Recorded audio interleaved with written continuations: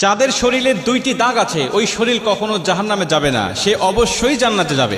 হাদিসটি সহিহ তিরমিজির 1669 নম্বর হাদিস এবং সহিহ আত-তারগিবের 1376 নম্বর হাদিস।